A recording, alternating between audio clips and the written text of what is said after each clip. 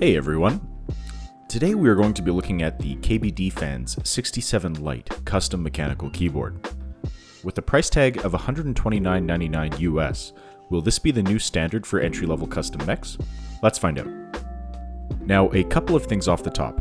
The unit I am reviewing is the Round 1 version of the KBD67 Lite. KBDFans currently has a Round 2 version of this keyboard available for sale that has some minor changes, so please keep that in mind. I'm also excited to announce that I have an affiliate sponsor now.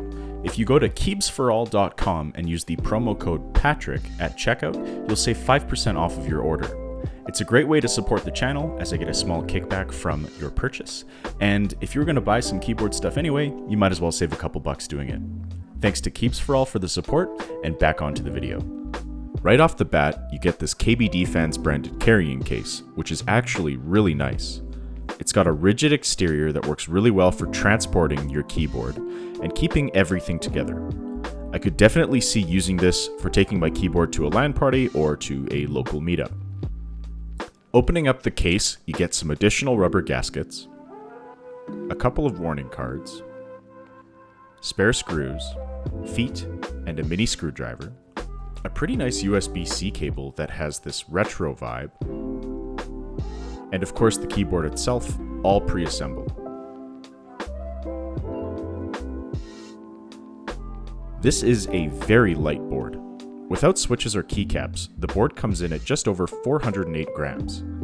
The weight and the form factor being 65% makes the KBD67 Lite much more portable in my view as compared to some of the other keyboards I own, such as the GMMK Pro or the KBDFans Maja, which are both significantly heavier.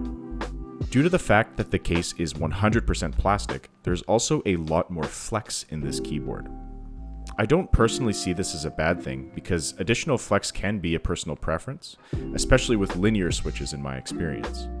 The plastic has a light texture on it, which is really nice to the touch. The top and bottom housings of the case line up really well, and there are no blemishes or imperfections that I can see. I also really like the smoked out, translucent appearance of the board. It really reminds me of those old Game Boy Colors that we all had back in the day, although maybe I'm dating myself a bit with that reference.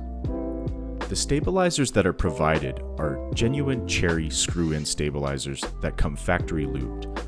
I have to say, these are some of the best stock stabilizers I have ever come across. Have a listen.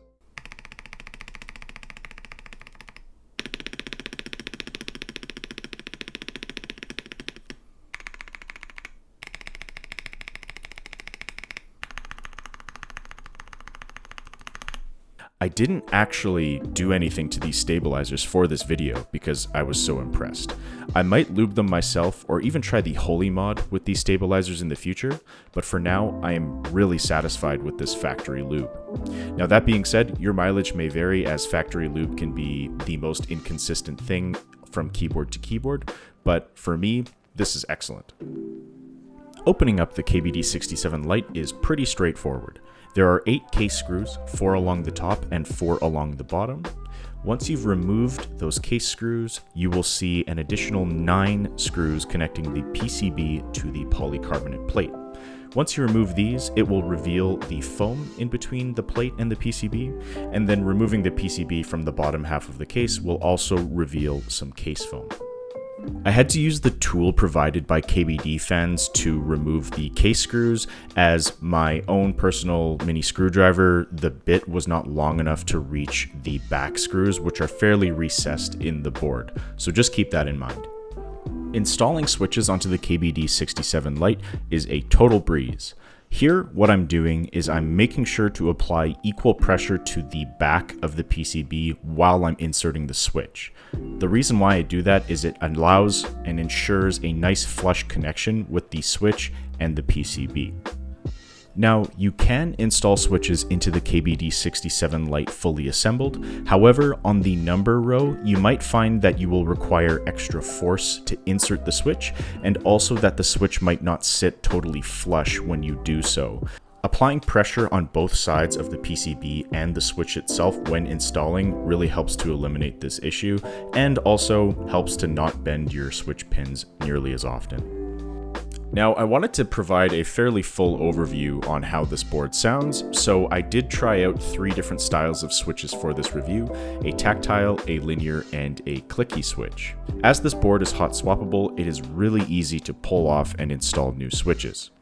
For keycaps, I've gone with the West M Skyline keycap set. It is a PBT keycap set that's stocked quite frequently on the West M website. A link to the keycap set will be in the description below. I like the black and white theme, and I think it'll pair really nicely with the gray on this board. And here are the sound tests for the 3 different switches that I used.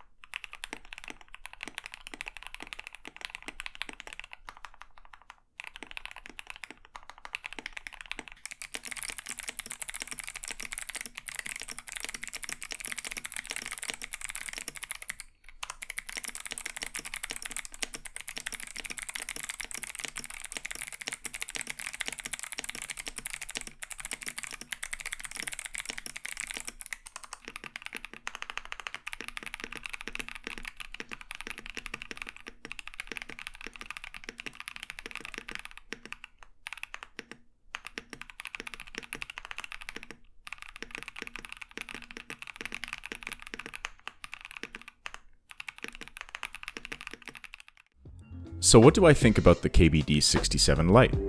Well, the first thing that comes to mind is value. For a pretty affordable price, you get a lot of accessories, some of the best stock screw-in stabilizers I have ever seen, not to mention really excellent acoustics. It also has a really nice RGB implementation if that's something that you're also looking for. It's a lightweight keyboard, it's easy to move around your desk, and the fact that it's hot swappable makes it really beginner friendly. It's also super easy to customize through the VIA software, and I'm easily able to adjust the different keys and layers to my own personal preference. Kudos to KBDFans for using VIA, which I find to be very intuitive and user-friendly, rather than developing their own proprietary software like some other keyboard manufacturers in the space. The KBDFans 67 Lite absolutely gets my recommendation for not just an entry-level mechanical board, but just a great 65% form factor in general. I'm going to be using this board in the future as my test bench for Switch reviews, and I really look forward to using it more frequently. Thanks for watching. If you enjoyed this video, please consider liking and subscribing for more keyboard and tech-related content in the future. Also, be sure to check out the links in the description below to help out the channel. I really appreciate your support, and I'll see you in the next video.